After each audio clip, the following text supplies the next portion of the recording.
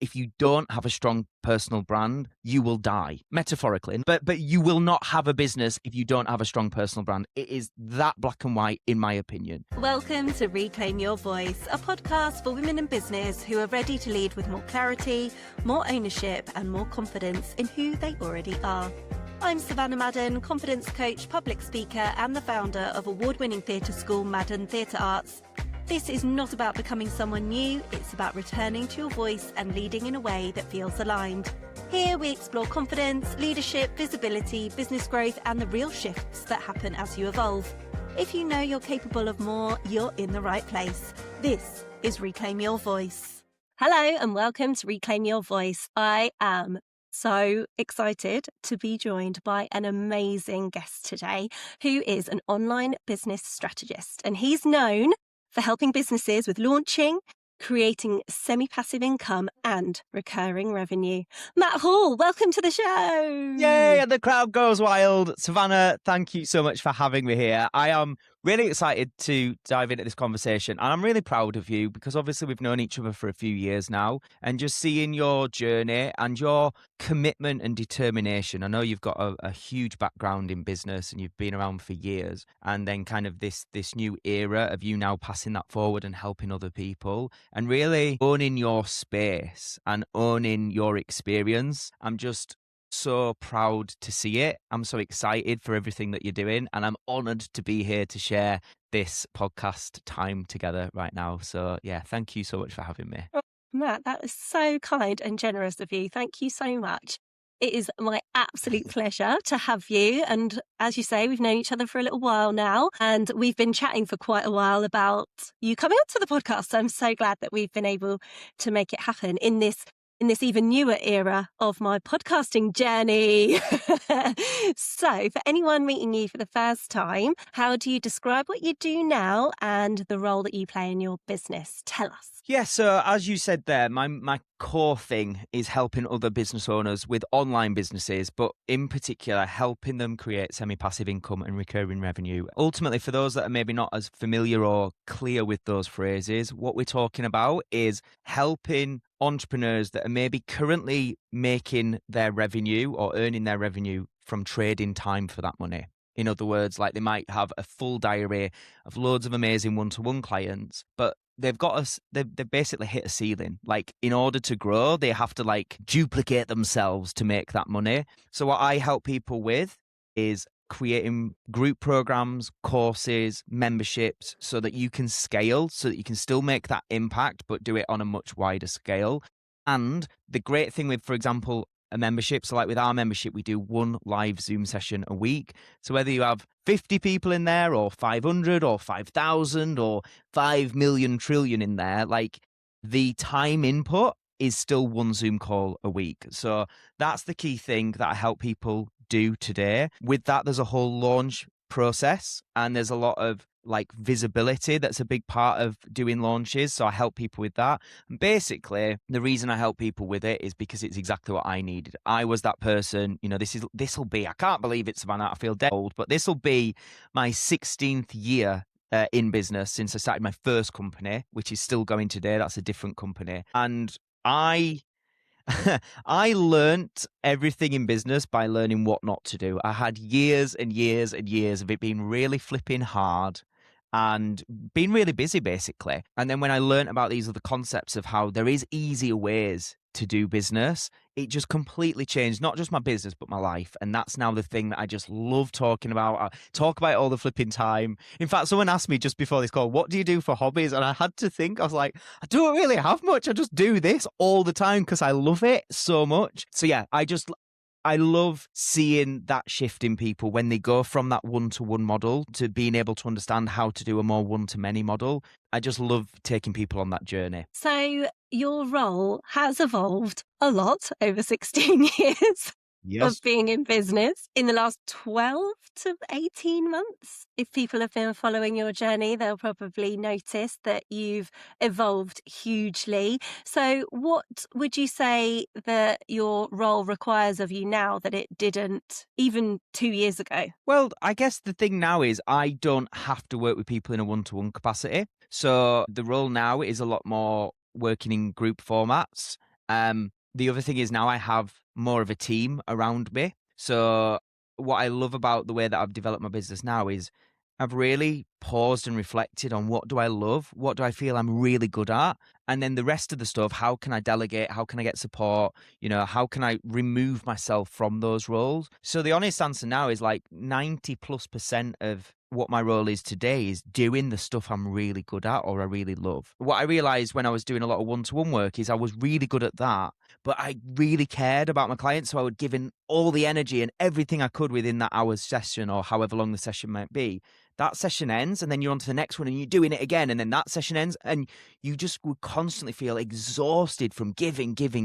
And also you'd feel like you don't have the brain capacity to think about your own business and how to change that and grow that. So I knew, although it was lucrative, although I was good at it, although I was getting, results for people, I knew that just continuing with one-to-one just wasn't going to be the way forward. Now, if I do one-to-ones, which is incredibly rare, I do it because I want to, or there's extra space in the diary, or I just want to help people. I don't do it because I need to. My business no longer relies on it. And that is the fundamental shift now in how I run my business and my role within it. So for people listening who maybe are trading a lot of time for money and have a one-to-one business model, or they have a few group programs, but haven't really dipped their toe into thinking about semi-passive or passive income or recurring revenue, what would you say they should do to begin? Where would your sort of starting point be? So create one offer. Some people might think, I'm going to start a membership and a group program and I'll do an in-person day and I'll do a mastermind, and they have all these ideas. My advice would be create one offer that makes sense for where you're at right now. Generally speaking, for most people, when they've got less of an audience, until you've got thousands of people on your mailing list and things like that are your ideal clients and that are engaged. As a general rule, I don't recommend people starting a membership first. Usually memberships are going to be more lower ticket, and usually to make them profitable, you're going to need a bigger audience to make that work. Now, there is exceptions to the rule, because what you could create is a higher ticket, more premium, exclusive style membership that's maybe hundreds of pounds or even thousands of pounds, and therefore you don't need a huge audience. You just need the right audience. So there is that exception to the rule, but the first step would be focus on one offer, maybe something like a group program, maybe a course, something like that.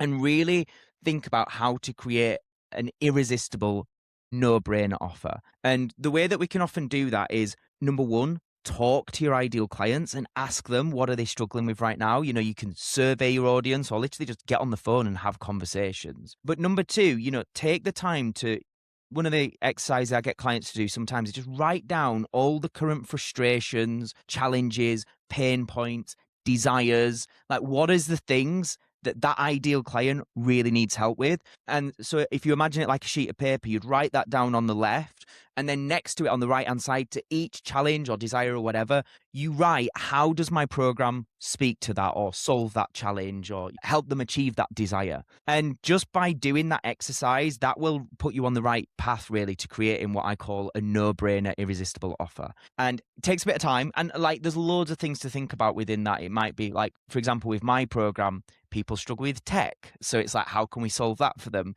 It might be, they don't have the finances to pay thousands of pounds in one go. Okay, so how can we do a payment plan? So it's like every aspect of it you've got to think about. Create that no-brainer offer. And then it's about leading your audience to a place where they're like, I can't wait for this offer to come out. And that's from like your social media. It's from your visibility strategy. It's about showing up in different places. So there's kind of all strategy around that. And I know if people are hearing that for the first time, it might sound really overwhelming, but my advice to people is take the time to understand this stuff, learn this stuff, get guidance and support around it if you can, because it will absolutely change your business. I think for a lot of people that get into business, they just start the business based on what they know. So what I did, for example, I was a performer and I was in a band. So I was like, the thing that made sense to me at 19 years old as a naive person that was ambitious was, if I could be the manager of this band, there's more opportunity to grow a business and make money than just being a performer in the band. And I think that's really common. You get like hairdressers who think, if I could own my own salon, or personal trainers who then buy a gym. And it just feels like the natural step to create a business. What actually happens for most people is they go, The reality is this is not the kind of business model I actually want to run. I'm now, in charge of all these staff. I've got all this responsibility. I've got all these overheads. I've got all these stresses. And actually, I'm making less money than I did just being the PT or the hairdresser. And reality is that's what my business became for me. I was making less money and had more stress, roles, responsibility than just being the performer gigging. So what I try and help people do now is understand that it might be learning a different way and it might be a whole different skill set, but learning this kind of stuff will set for most people, it will set you on a path of creating a business model that works for you and your lifestyle versus just this is all I knew, so I just went with it and it was stressful and it was hell. So yeah, I would just say to people, if you feel like you're constantly trading time for money, if you're constantly busy, if you're constantly feeling like, it's just never ending stress, learning this stuff will be completely worth its weight in gold, as they say. And yeah, I would just say take it one step at a time. We're not even 10 minutes in and we've already got value, actionable tools that we can Hell actually yeah. go away and do this stuff. That was explained so clearly, Matt, so people can listen, take advantage of the different steps to take, and we can actually go and do this stuff to get to where we need to be in order to have some semi-passive or passive income into our business. Amazing. So the other thing that you're becoming a little bit famous for is launching, isn't it? The launch king is a phrase that I've heard bandied about on the old social media recently. So that has obviously come with the fact that you have had some incredibly successful launches quite recently in like the last sort of year or so. And your visibility has increased hugely too. So I want to talk about that first. So it obviously changes things. So what has surprised you the most about being more visible, being more recognized, and how did you get to that point? Don't know if anything's surprised me, but what I can say is it makes life so much easier. Business is so much easier. Right now, building a personal brand, in my opinion, is not a nice to have. It's imperative. It's a must have.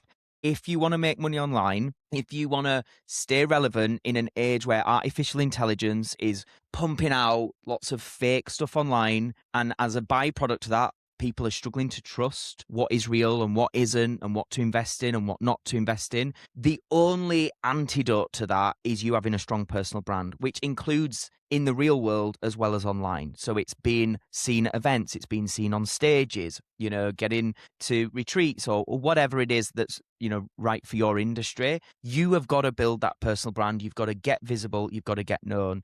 I actually think we're in a really interesting time right now where, truthfully, I think it's become really hard to sell actually at the moment because of the trust recession that we're in. You might have heard people speaking about it as this, coined this phrase, trust recession, because people have been burned and people have invested in things that haven't got results. And then because there's AI now where people think they don't need to pay for people because AI just does things for free or, pretty low cost and things like that. It is really tough at the moment. I love that because what it means is you've got to build resilience now. You've got to get really good. You've got to care more. You've got to work harder than ever before. And what that means is there's a mutual friend we have, Ross Grant. He says a phrase that makes me laugh all the time, which is people are going to fold like cheap chairs. The people that haven't got that, it's mad and I love it. But the people that don't have that resilience and that are not the real deal, that really want to build a business, they're going to be gone. They won't be here in 12 months. The people that are right? The people that are charlatans that just knew how to market well and create hype and good marketing material and then not deliver, they're going to be gone. And what we're going to be left with is the absolute warriors that stuck this out, that constantly looked at how do I find that edge? How do I improve? How do I be better? How do I give more? That's what's going to be left. And what that means is not only do the people who deserve to make great money now be the people making it, but also the industry as a whole. And what I mean by industry is the online kind of space when it becomes to teaching online and courses online and mentoring and coaching, is the overall standard is going to raise, which means trust is going to raise again. And that's what I'm excited for. So we're in a really tricky part, I believe, at the moment. This is the hard bit. Those that have the grit determination to see through it are going to absolutely dominate and win. Everybody else is going to be out. And I don't know what they'll do. I don't know where the world's going to go. I don't think anyone can predict it at the moment, whether they get a job or I don't know. I actually don't know whether there'll be jobs. Who knows? But what I do know is those that stick out this next 12 months will put themselves in a really good position. But the core of that is building a personal brand. And I've banged on about this for nearly 7 years, but now it's not a case of banging on about it because I can see the potential in it. It's now, if you don't have a strong personal brand, you will die. Metaphorically, not in, no one's going to Sure. be killed. Just to be clear. But you will not have a business if you don't have a strong personal brand. It is that black and white, in my opinion. So I have built that. I have got that. And being more known and being more visible, it just makes making money much easier. It makes collaboration opportunities much easier. It means getting on stage is much easier. Like, everything is easier when you have a credible, strong, and well-known. And by the way, when I say well-known, I'm not saying like super famous. I just mean like famous to a few, like famous within your niche and in your Niche. industry. Yeah. Yeah, everything I was is going to just say niche famous. niche famous. Yes, I'm very niche famous.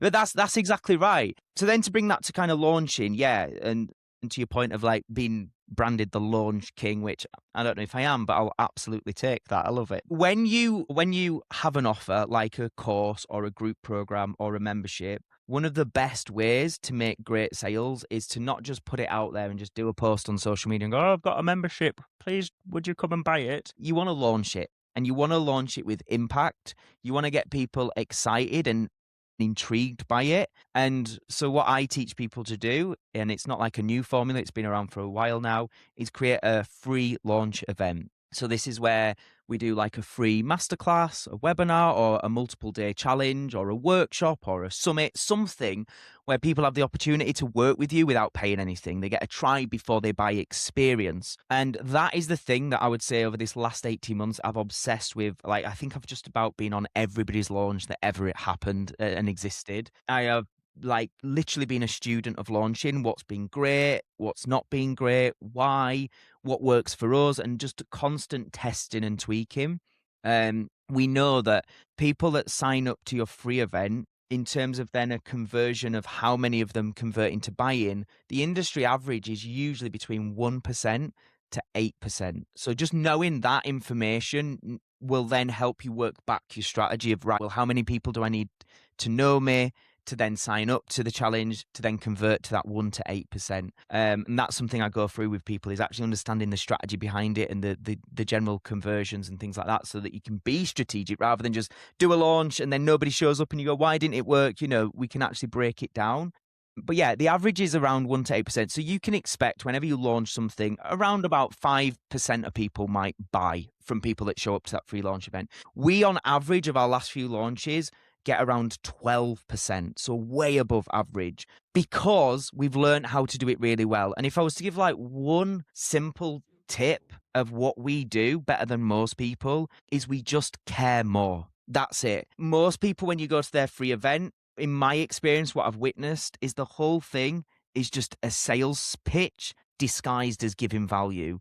And actually the value is minimal and it's surface level, and it's just a lot of them saying how great they are and what they've achieved. And just like this client that I had who made this and this client who did this. And it's just all a big sales pitch designed to get you hyped, excited, and then wanting to work with them. A lot of mentors will say to people, teach them the what and the why, but gatekeep the how. They have to pay you to do that. We don't do that. And when I work with clients, as you know, I say to people, like, our intention with our free launch event is not just about sales. It's about any person that has invested their most valuable asset, which is their time, with us. Our objective is we want them to leave that going, that was a really good investment of my time. I got something from that. I'm glad I did that. That was great, whether they bought from us or not. And like the default setting when you think like that is more people are going to want to work with you because they can see it's authentic. They can see you genuinely know your stuff. You genuinely care. And one of the most common phrases people say to me is, Matt, you're just so refreshing. And actually, I'm not doing anything like mad. I'm just really caring about my audience, and whether they work with me or not, I want results for them. So that's the thing I would get everybody to reflect on. In this time right now where there is a trust recession, you need to be better. You need to give more, do more, and you need to create more reasons for people to trust you. Oh, hallelujah. There are Hallelujah. so many things that I want to pick up on that you have just said. Absolutely amazing. And from being somebody that actually was in your latest launch for your membership, which I'm already a member of, but I still came to the 3-day challenge because guess what? I learned loads of new stuff that weren't anything to do with any of the paid things that I'm Right. currently with, right? So there were hundreds of people in that challenge group. And obviously, I don't know your numbers, but I could see that lots of people were still coming back for day 3 when statistics usually say that people do drop off after day 1, day 2, and I know you had loads of people live on the final masterclass and everything. And it was just because there was so much value and you are just yourself all the time. Especially, you're also the king of doing funny voices. It's like another one of your trademarks, isn't it? Just coming up with Apparently. all the different things. Do you know, I was with Ross last night for dinner, and he went, "You do this thing, and your voice goes high pitch." And I was like, "What are you talking about?" And he was like, "I'll do it for you next time you do it." And I'm waiting for that impression. But yeah, apparently I do funny voices. I don't even know what that thing is. Yeah, I won't do an impression, but yeah, you sort of scrunch your nose at the Do same it. time Do as it. well. Do There the we go. impression. No, I Try. can't. I I've got want all somebody to do it.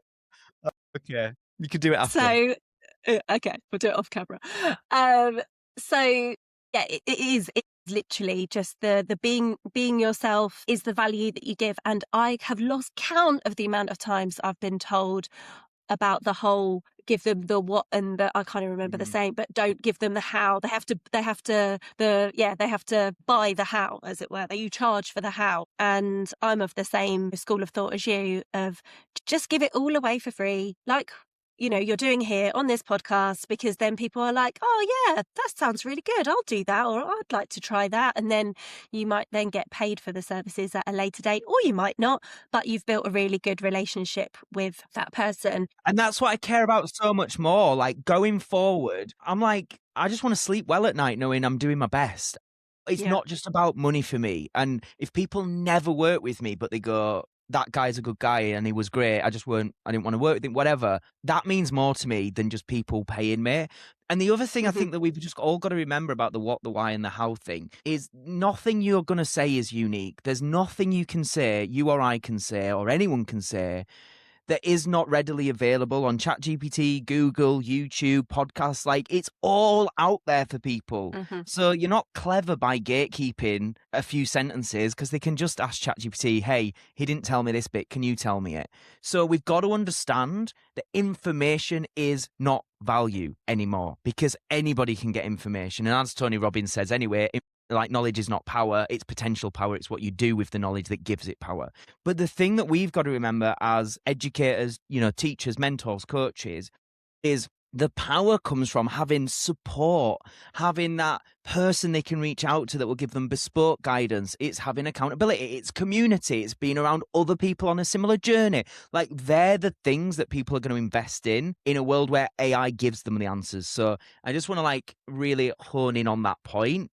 There's no value in hiding back information anyway, so you may as well give them as much as you can within the time frame that you're with them. Totally. And that's another great reason to get to events, so that people can see you in real life, and people will soon see between the lines if in person you're completely different to how you show up online with all the different things you're writing, if you're not showing up so much in video form. So yeah, very interesting times we are in. But I want to move on, Matt, we've talked quite a lot about launching and passive income and all that sort of stuff, but I want to talk a bit more about you. And you shared publicly quite recently that you had a cognitive health assessment and you got the results live on your podcast. And you were told that if you continued, at the pace you were going, it could impact your executive functioning and other various things. You can obviously go back and listen to it. But you are a man in your 30s, so you're very young. So I would love to know if you'd like to share what that moment taught you about how you were living, how you were showing up and running your business, and how did it affect you when you found out those results? So I think I teach people to work in seasons. And I think on some level, when you're building a business, you're going to have to work really bloody hard. Even if you're avoiding the years of hardship that I had, which was having years without a proper mentor and without a proper strategy and just figuring it out and making loads of mistakes. Even with the best mentoring, you still got to put in a lot of work. on my show, I think we've done nearly 270 episodes of Success School, which is my podcast. And I've had the privilege of interviewing some incredibly successful people in all different fields, at all different levels. I have never, ever, ever sat with somebody who's super successful that went, oh, I just got here by having a life of balance. I didn't make any sacrifices. I didn't work hard, like ever. It just doesn't exist. So we've got to be realistic. And I think to say anything less to people is dishonest. There's going to be seasons in your life where you work really flipping hard if you want those bigger results. And if you don't, then you probably don't have to work as hard. And that's cool too. So I don't regret anything. I think everything I've done has taught me a lot, and it's led me to where I am, which is I'm really grateful for the place I'm in today with my businesses, with my life, with my circumstances. I'm super grateful. But there was this like niggle in the back of my mind that I'd been learning about health for years. I had the privilege of my cousin is really big on health. Dan, he's really into his fitness. And from being 15, I was training with him in the gym and learning about nutrition and all this stuff. It's been a big part of my life. And I think it's a little bit like, it's kind of like how I imagine it to be if you're a smoker. Like, this is killing you. Like, this is a really bad thing to do, but you kind of just convince yourself you're all right. You don't, you know what I mean? And I think there was an element of that because my business was taking off so much and I was getting wild amounts of success that 15 years in, I was like, I've never been bringing in this kind of revenue or having this kind of impact. And I was like, and I'm working harder than I've ever worked, actually, but it's working. So I've got to just lean into it. There's that little niggle at the back. It's like, oh, but probably you're not getting enough sleep and you're not training as much as you were or whatever. So when Natalie McKenzie, the cognitive strategist, came on my show and gave me these test results, it was just that kind of moment of going, stop waiting to prioritize this, because every day you don't prioritize your health, you're at risk. And that it's as simple as that. I was like, today I need to make some changes, because I think the scariest thing that she spoke about was that she believes we're heading into an epidemic of Alzheimer's because our current lifestyles, like we're under more stress and pressure, people are struggling with mental health, attention spans are shorter than ever. We're now relying on ChatGPT to think for us, so we're not using our brains properly. We're more underslept than ever. Our nutrition's not great. And this compound effect of all these lifestyle choices that have just become the norm, she believes we're heading to an absolute epidemic of Alzheimer's. And the scary thing she said is symptoms don't necessarily show up until 20 years after you've got it. And that was all I needed to hear to go, wow, like who knows the damage I'm doing? And actually a big thought of mine, I think a lot, rightly or wrongly, I don't know how good this is, but I think a lot about dying. I think a lot about how short life is. And actually that's one of the things that really fuels me to get the most out of every week and every day and things like that. But I was like, what is the point if I get to 50 and I can't remember my own name? And I was like, that's a very real possibility. And I want to be around till 100 plus. And I want to be around to 100 plus with a good mind and good energy and feeling good. So it just gave me that, right, we are like, as I talk now, you can, if you're watching on video, I've got a Whoop on that's tracking my sleep and all that kind of stuff. And sleep now is the foundation for everything. I mean, last night I got over 8 hours. A few nights before I got 10 hours. 2 nights. Not lucky, intentional. And I also want to say, you have the beautiful joy of being a parent, which I don't have. We will come on to that. Don't worry. Yeah. I'm also very, very, very aware that when I'm lucky enough, and I really hope I will be a parent one day, I'm also aware that there's other priorities and it will not be as easy to be this good, but it is still possible. And that is my thing. Like, nothing is more important than your health, and prioritizing. I'm not talking about perfection. Nobody's going to be perfect, but really making it a priority now, it's a must for me. And that's from nutrition. And we can go down, which, I won't bore people with it, but years ago I did a bodybuilding competition and that taught me a lot about what health isn't. And I think a lot of us, when we talk about health and fitness, what a lot of us mean is, how can I aesthetically look good, in my swimwear costume or whatever, or on Instagram? We're not actually talking about health. and fitness. A lot of our goals are just about physique. And actually, for me today, it really is about health. How do I fuel my brain every day with the nutrition, monitoring stress levels, with sleep? It's really being intentional about those lifestyle choices now. And I feel like I'm operating on a different level now. And so that's the byproduct is I'm better in my business anyway. I'm sharper, I'm more energized, I'm more alert because I'm putting those basics right in the first place. I was just going to ask you what have you implemented and what results are you seeing? So it's obviously being really mindful of your sleep, your nutrition. I believe you're not drinking alcohol at the moment as well. Is that right? Correct, yeah. So Mm-hmm. I stopped drinking alcohol on the 26th of December.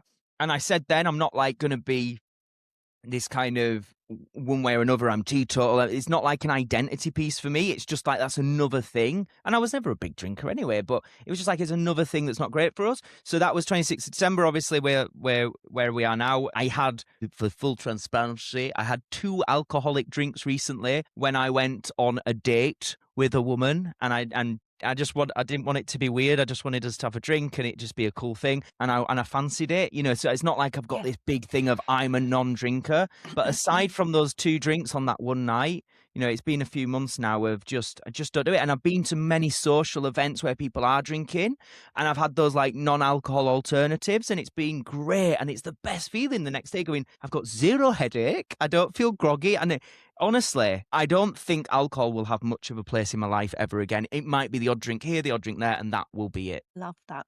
So good. You feel because of these changes that you've implemented that you're just functioning better, you're in a higher vibration, higher frequency, more energized. What's not to like about that, huh? Yeah. So it's really interesting that you mentioned earlier when I made the little comment about being lucky about getting more sleep, because you know that I have a 2-year-old, and also the fact that you've been on a date recently.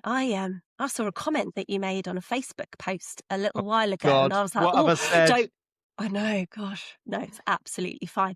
It was a really interesting post that somebody had put on, and it had loads of engagement and loads of different opinions, and it was a really good read. And basically what it was talking about, it was a woman that posted it, and she was talking about being an entrepreneur, being a business owner, being a parent, a wife or a partner, and having a team, and just, all of the things that women, lots of people have to juggle if they have a family. And sometimes you have to make certain work sacrifices, rooms that you just cannot be in because you need to be with your children, or that's your choice, or moments that you don't spend with your family because you're working, whatever that looks like. And this is not a moment for me to throw shade at anybody. It's just whatever your situation is. And of course, a lot of women commented saying, oh gosh, yes, I so feel that. I think I even commented on it as well and said, yeah, I really relate to this, really well put, sort of thing. And I noticed that you commented on it and said, because a lot of people were saying that men don't have the same struggles.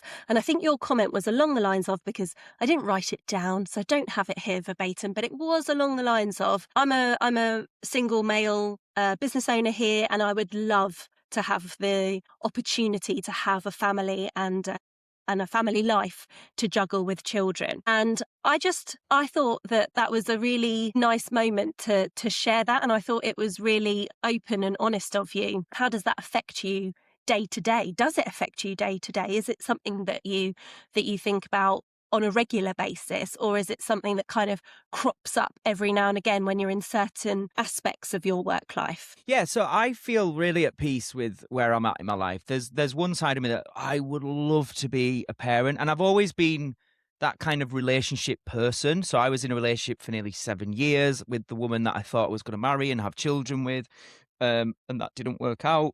And since then, I've had relationships that have been some beautiful relationships with beautiful people, and I'm really grateful for. They've not worked out. And this last, I don't know how long, year or so, I've dated a few people, but I've predominantly just been single. And there was a period of time where I was like, oh my gosh, my time is running out to be a parent and to still be a youthful, energized parent. And I really want that. I love being in a relationship, which is loving and sharing a life with somebody and building together. And I think I started coming to terms with maybe you might not be a parent and maybe you might not find that person. And do you know what, Savannah? I've just let all that go and I've just gone, I really frigging love my life. I am open. I am hopeful. I think it's very easy when you stack up this long list of ex-partners and you've been wronged and you've been lied to and cheated on and disappointed by people, and you can stack up all these things. And I think there's a big narrative out there, which I hate, which is you get these echo chambers online, which is men dissing women and then equally women being really horrible about men and being really toxic about men, about, we don't need men and they're useless anyway. And like these really horrible narratives that exist on both ends and on all genders kind of getting in echo chambers. And I think that's awful. And there's also loads of great people. And it's so easy to go, I'm nearly 35 and I've had all these things with, women say this, but actually look at what women have done to me. And I've had this woman and, I could go down that and I'm just like, no, like I just still believe in people. I still believe that there's possibility out there to meet the most incredible person and have the most incredible relationship and journey together. And maybe it's not happening right now, and that's okay too, because with or without a relationship, I'm really happy with me and I'm really happy with my life. And, I haven't always been at this place, but that is a real strong sense of how I feel today. And so I'm kind of like, I'm really open to it and I'd really like it. And if it doesn't happen, I'm equally really happy with my life. And that's kind of where I'm at. And to your other point about the post, because I think it's important for us to touch about, because I saw, it was Lisa Johnson who put that out, wasn't it? About saying like, stop comparing yourself. Like your journey in business will look very different to somebody else's journey. If you're a mum and you're married and you have 3 children and you have a full-time job and you're trying to build a business, comparing yourself to a single guy, that has no children, that is visible and everywhere, is not the best of comparisons to make. So I've got like 2 points I want to make on this. The first point is this. That was an epic, important, super needed post, because we've all got to check ourselves and recognize our circumstances are different, and comparing ourselves in that way does nothing but harm us. Like your journey is unique as long as you're doing the best you can with what you've got. And, screw comparing how much money you're making or your timeline, because I've done that for years and I've done all that and I've gone, I'm useless as a podcaster because stop. Like, just stop. We've all got our versions of that where we can compare.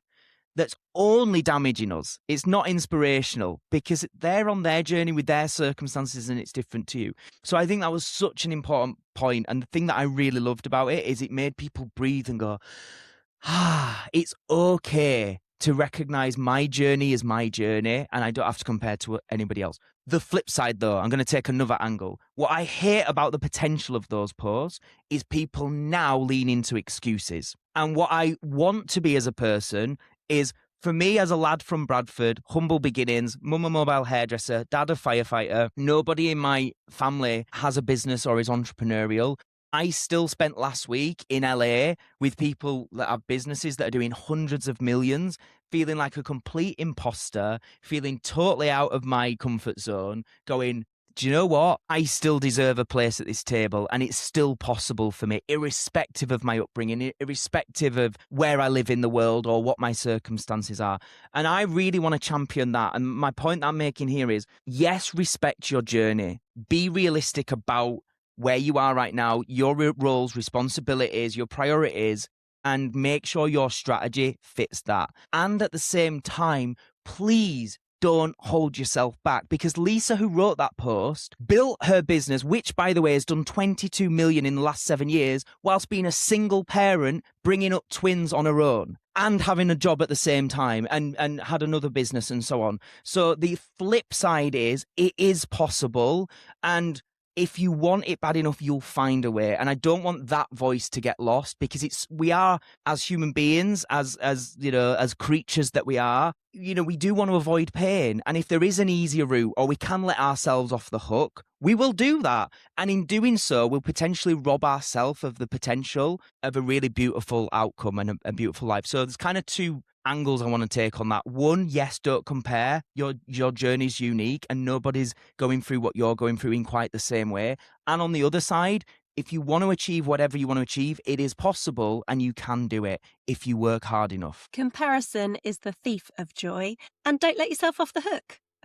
I love it. Or I could have just said that and we could have all gone home much sooner. Absolutely not. I loved so many of the points that you raised there. And I think as well, what was so great about that post is when you were saying everyone just went, yeah, is that loads of people felt really seen and really validated as well. And there were lots of very, very successful people commenting on that post too. Lots of names that I recognised.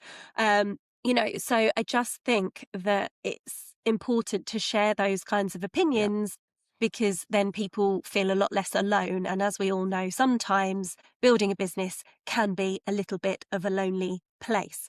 Right. So you kind of touched on it a little bit there, but you obviously have built this incredible business, Matt. You have increased your visibility by probably about 100% recently. And you come across as that you're, a super confident, outgoing, bubbly, down to earth man. But are there moments, or have there been moments where you have had sort of confidence wobbles, or you've not really felt like you're in the, I put this in inverted commas, in the right rooms, or that you didn't have a seat at the table?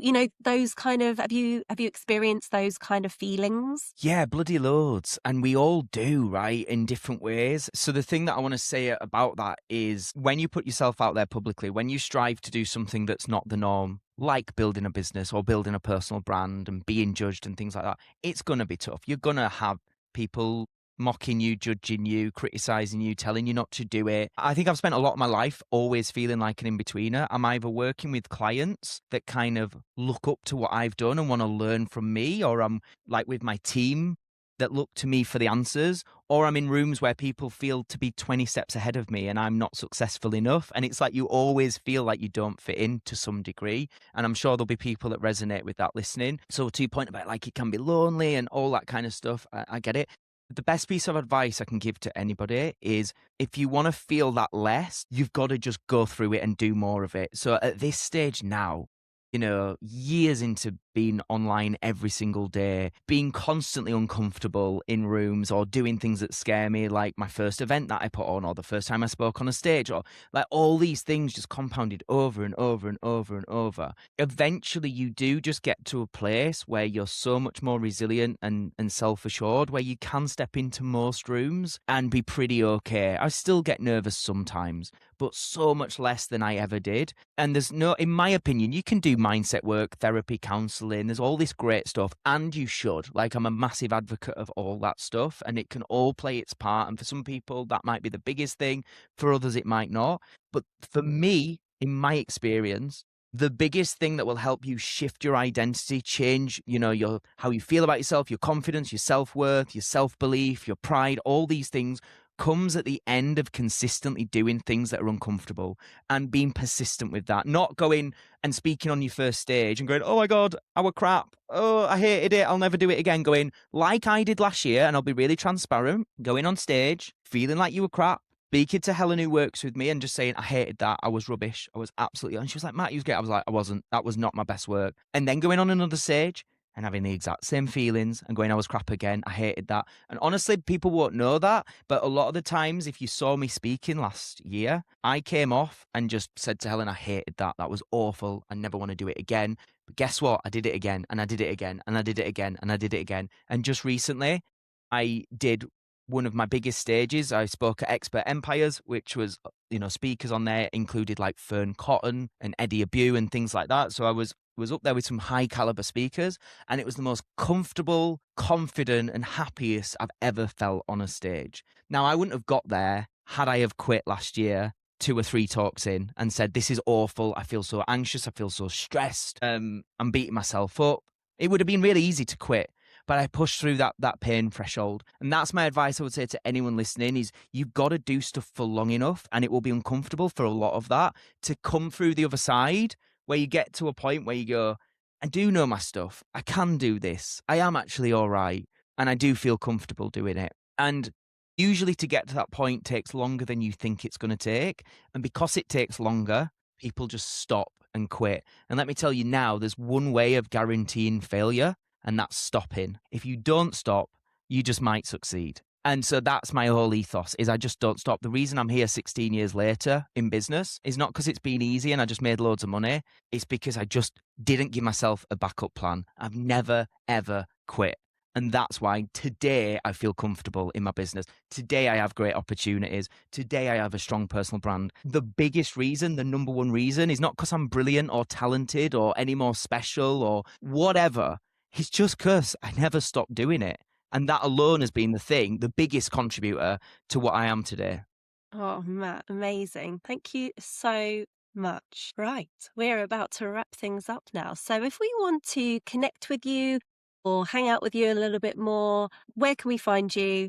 Where are you hanging out the most? Come and hang out on Instagram. That is my main one. Just give us a cheeky little follow. Slide into the DMs. My handle is at Matt Hall Official.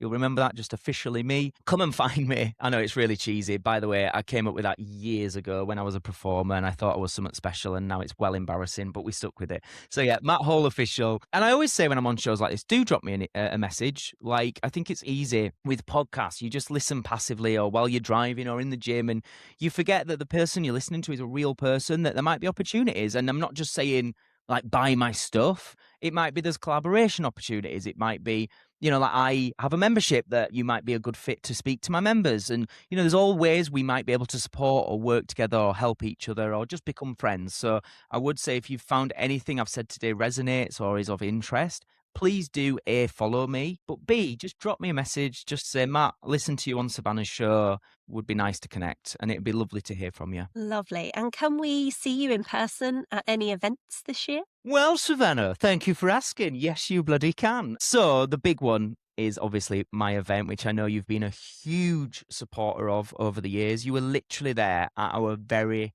first one. And I think, was that the one where you were heavily pregnant as well and you travelled? I was 36 weeks.